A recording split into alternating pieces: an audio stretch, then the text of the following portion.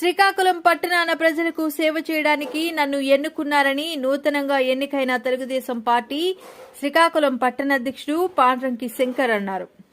నాపై నమ్మకం ఉంచిన కేంద్ర పౌర విమానయాన శాఖ మంత్రి కింజరాపు రామ్మోహన్ నాయుడు, రాష్ట్ర మంత్రి అచ్చెన్నాయుడు, స్థానిక ఎమ్మెల్యే గండు శంకర్ నాపై నమ్మకం ఉంచి ఈ బాధ్యతను కట్టబెట్టారు. వారి నమ్మకాన్ని నేను వమ్ము చేయనని మీడియా ముఖంగా హామీ ఇస్తున్నారు. నాకు 3 పదుల రాజకీయ అనుభవం కలిగిన నాయకుడిగా అనుభవం ఉందంటున్న శ్రీకాకుళం పట్టణ అధ్యక్షుడు పాండ్రంగి శంకర్తో ఫేస్ టు ఫేస్.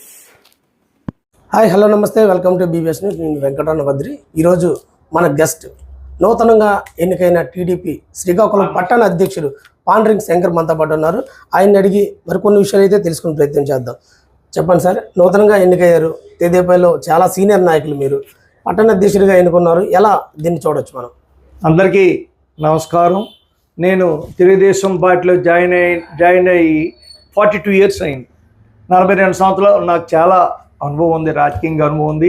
నేను ఎన్టీ రామారావు గారి ద్వారా రామదండ్రిగా పనిచేశాను. ముఖ్యంగా ఈ పదవి నాకు రావడానికి రాష్ట్ర మంత్రి వర్యులు కింజరాపు అచ్చెన్నాయుడు గారు, కేంద్ర విమాన శాఖ మంత్రి వర్యులు కింజరాపు రామ్మోహన్ నాయుడు గారు, అలాగే మా ప్రీతమ నాయకులు ప్రజా నాయకుడు కొండి శంకర్ గారికి, అలాగే నా వార్డు ప్రజలకి, నా తోటి తెలుగుదేశం కుటుంబ సభ్యులు అందరికీ కూడా హృదయపూర్వక నమస్సుమాంజలి తెలియజేస్తున్నాను. ఇది ఈ నూతనంగా ఎన్నికయ్యారు కదా, పట్టణంలో ఏమైనా ప్రధాన సమస్యలు మీ ఏమైనా గుర్తించారా? చాలా గుర్తించడం జరిగింది. అన్ని డివిజన్లు అంటే కూడా శానిటేషన్ ఒకటి చాలా ఇంపార్టెంట్, ప్రజలకి చాలా అందుబాటులో ఉండాలి. శానిటేషన్ మీద మొట్టమొదటి దృష్టి దాని మీద పెడతాము.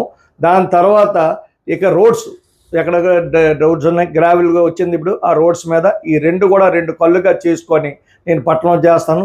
త్వరలో కూడా పట్టణ కార్యాలయం పెట్టడానికి ఉన్నాను. లేదంటే పార్టీ ఆఫీసులు నాకు రూమ్ ఇచ్చారు, ఆ రూమ్ దగ్గరికి వెళ్ళిన ఈ కార్యక్రమాన్ని నడుపుతానని తెలియజేస్తాను. అంటే ప్రధాన సమస్య పట్టణాలకి పట్టి పీడిస్తుంది డ్రైనేజ్ వ్యవస్థ.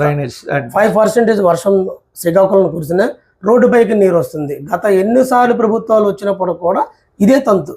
మీరు ఏమైనా మార్చడం జరిగింది. ఈ మధ్యన రామలక్ష్మణ జంక్షన్ ఎప్పుడో చూడండి, ఎప్పుడు నిండుగా బురదతో నీరుతో ఉండేది. ఈరోజు ఆ పరిస్థితి లేదు. ఈరోజు ఏ వర్షం పడిన రామలక్ష్మణ జంక్షన్లోని మళ్ళీ అడుగు కనిపించే పరిస్థితి మా ఎమ్మెల్యే గారు తెచ్చారు. అదేవిధంగా అన్ని డ్రైనేజీలు కూడా మరి వచ్చి మేము త్వరలో వచ్చాం. మాకు కూడా కొంచెం ఆర్థికమైన మున్సిపాలిటీ ఇబ్బందులు అన్నీ ఉన్నాయి. అవన్నీ సరి చేసుకొని ఏ గ్రాంట్లోనైనా డ్రైనేజ్ ముఖ్య స్థానం ఇస్తాం. తర్వాత ఇది రోడ్స్, వాటన్నింటిలో కూడా అభివృద్ధి చేస్తామని తెలియజేస్తున్నాం. అయితే సుదీర్ఘ రాజకీయ అనుభవం ఉన్న చాలా నాయకులు అయితే జిల్లా పట్టణంలో ఉన్నారు. కానీ పాండ్రంగి శంకర్కి ఆ పట్టణ అధ్యక్షుడు ఇవ్వడానికి ప్రధాన కారణం ఏంటంటారు? అసలు పాండ్రంగి శంకర్ 15 ఇయర్స్ బ్యాకే పట్టణాధ్యక్షుడు చేయవలసింది. కానీ నాకు కావాల్సిన మంచి మనిషి మా ఎమ్మెల్యే వచ్చాడు కాబట్టి ఈరోజు దాని మీద ఒక పెట్టాను, ఏమైనా అవకాశం చేస్తానన్నాడు. అందుకు ఆయన గౌరవించి వైట్ పేపర్లో నన్ను శంకర్ని టౌన్ పార్టీ అధ్యక్షుడు ఇచ్చాడు. ఈరోజు కూడా ఆయన నమ్మకాన్ని ఒమ్ము చేయకుండా నేను చాలా బాగా టౌన్ని చెప్పను, చేసి చూపిస్తాను. మాకు మాటలు రావు, చేతలు బాగొచ్చు, చేసి చూపిస్తాను. రైట్.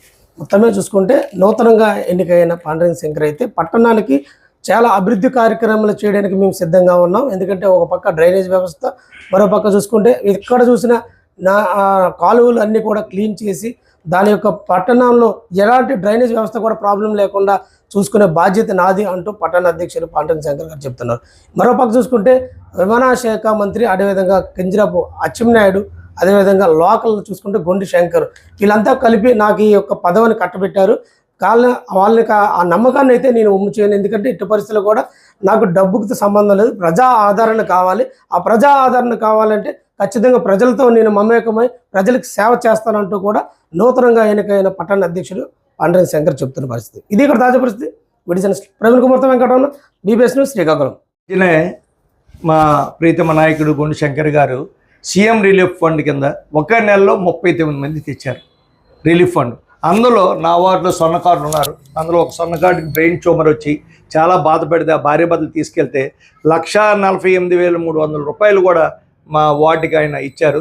వారికి మా వార్డు తరఫున హృదయపూర్వక ధన్యవాదాలు తెలియజేసుకుంటున్నాను.